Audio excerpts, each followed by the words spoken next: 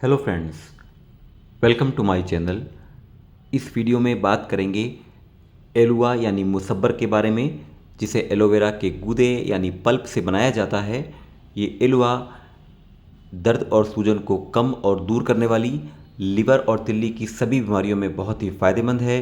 Liver के function को बेहतर करती है, कब्ज़ को दूर करने वाली एक ज़बरदस्त औषधि है, महिलाओं में पीरियड को लाने वाली और पीरियड की रुकावट दूर करने वाली एक बहुत अच्छी औषधि है।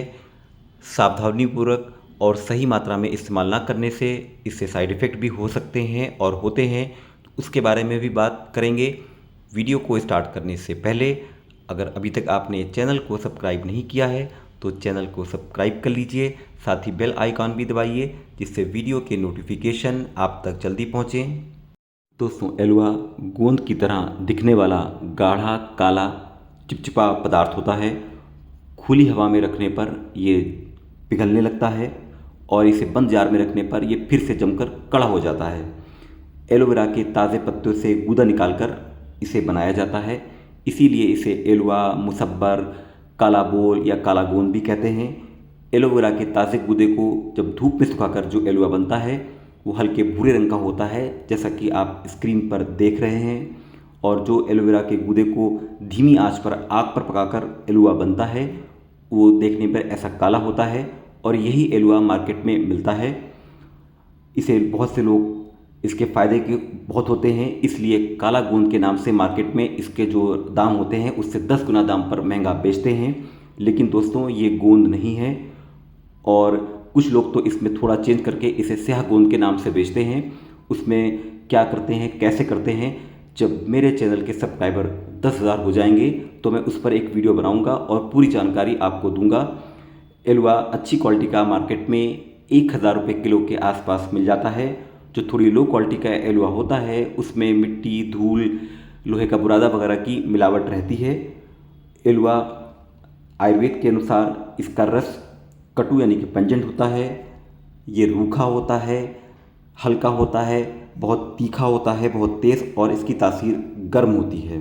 दोस्तों, एलुआ आंतों की सफाई करके कब्ज़ को दूर करने वाली एक बहुत ही उत्कृष्ट और ज़बरदस्त औषधि होती है। ये हमारी बड़ी आंत की चाल और कॉन्ट्रैक्शन को बढ़ा देती है, जिससे पेट को साफ़ रखने में, आंतों को साफ़ रखने में मदद मिलती है और बहुत ही इफ़ेक्टिव दवाई होती है। कई सारी दवाओं में इसका इस्तेमाल होता है, आयुर्वेदिक मेडिसिन में इसका इस्तेमाल होता है।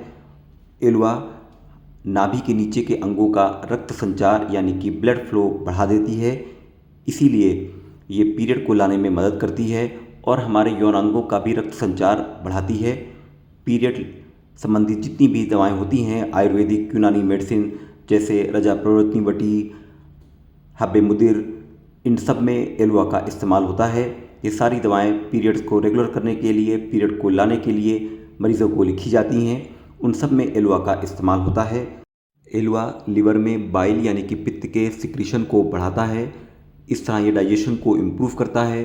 साथ ही लिवर और गॉलब्लैडर यानी कि पित्ताशय को क्लीन रखने में भी मदद करता है, उनकी रुकावट को दूर करता है।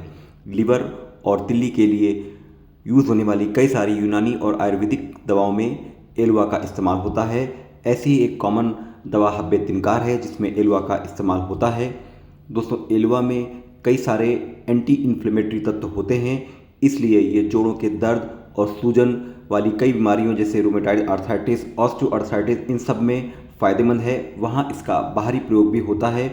स्किन की कई सारी परेशानियों में भी एलुआ बाहरी तौर पर भी इस्तेमाल किया जाता है। अब हम जानेंगे कि एलुआ की डोज़ कितनी होनी चाहिए।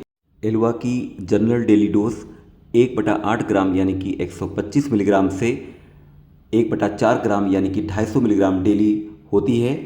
इसे आप जितना स्क्रीन पर देख रहे हैं ये 250 मिलीग्राम का यानी कि 1/4 ग्राम का टुकड़ा है, इसे आप डेली ले सकते हैं।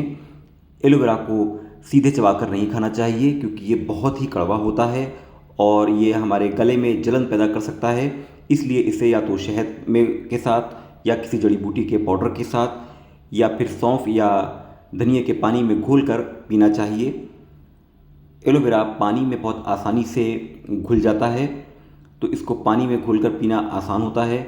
और आजकल जो मार्केट में स्याह गोंद के नाम से एलुआ से बनाया हुआ एक पदार्थ प्रोडक्ट मिलता है, वो भी पानी में घुल जाता है और उसमें कुछ और चीज़ें मिला दी जाती हैं, जिसके बारे में जब हम आगे वीडियो बनाएंगे तो आपको बताएंगे, जिससे उसकी कड़वाहट कम हो जाती है और उसकी ज़्यादा डोज में लेना भी उसको आसान हो जाता है, क्योंकि उसमें एलुआ की मात्रा कम रहती है। एलुआ को पानी में घोल कर पीना ठीक रहता है। एलुआ को ज़्यादा इस्तेमाल करने से पेट में मरोड़ होकर पतले दस्त हो सकते हैं, और जिन लोगों को पहले से पाइल्स की समस्या होती है उन लोगों को ब्लीडिंग पाइल्स होने की संभावना हो सकती है।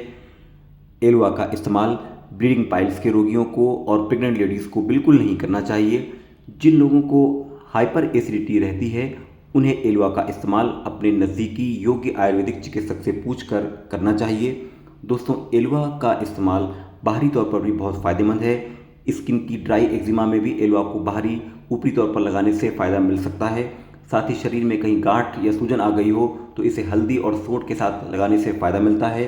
एक बहुत ही मशहूर आयुर्वेदिक लेप अस्थि संधापक लेप, जो हड्डी की सूजन, चोट, मोच और टूटी हड्डी को जोड़ने के लिए इस्तेमाल होता है, उसमें भी एलुआ का इस्तेमाल होता है। एलुआ के संबंधित कुछ और जानकारी चाहिए हो तो दोस्तों कमेंट बॉक्स में मुझसे ज़रूर लिखिएगा। वीडियो को पूरा देखने के लिए बहुत बहुत थैंक यू। वीडियो की जानकारी अच्छी लगी हो तो वीडियो को लाइक ज़रूर दीजिएगा, चैनल को सब्सक्राइब कीजिएगा, अपने दोस्तों तक फॉरवर्ड कीजिएगा। Thank you.